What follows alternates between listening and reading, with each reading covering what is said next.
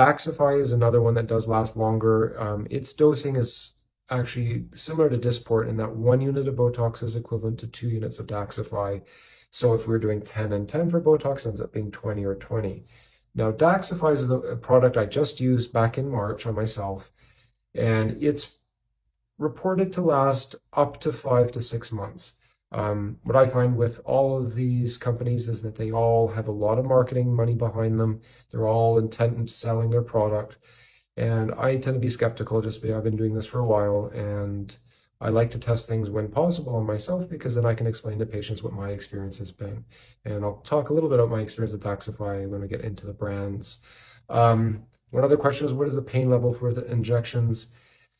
I never want to say never when it comes to medicine, but in general, it's not a difficult thing to have done. Most patients don't need any sort of numbing cream. I use a very tiny needle, very low pressure. And the fellow I trained under used to tell patients that it's the most gain for the least pain of anything that we do cosmetically. Occasionally, do have a patient that's a little more sensitive and we'll use a little ice or a bit of numbing cream, but for the most part, it's pretty easy to do without anything. Um, and then I guess another question was how long does it take to work, which I've kind of answered. It takes about 2 days to start working and then about 2 weeks to reach full effect. So in terms of brands, I'll just briefly go over that to end this little talk. Botox, I tell patients that's the gold standard. It's been around the longest. It's pretty reliable.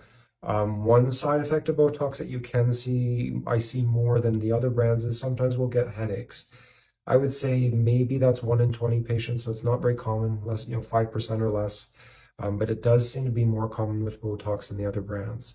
Botox is often also a little bit more expensive. It's kind of like the iPhone, and the other brands are a little bit like Samsung Galaxies or Androids.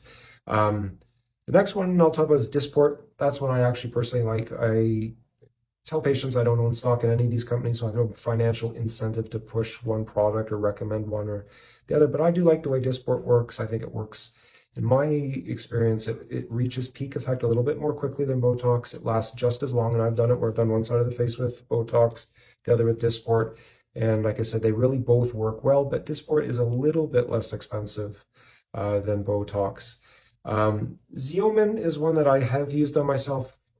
I have not been that impressed with that product. I found it took a while to actually start working. I think it worked reasonably well, but it didn't last as long as Botox or Dysport in me. And I do always tell patients, my experience doesn't mean that that will be your experience, but I just can tell you what I've seen. Um, then Jeuveau is one of the second most recent products.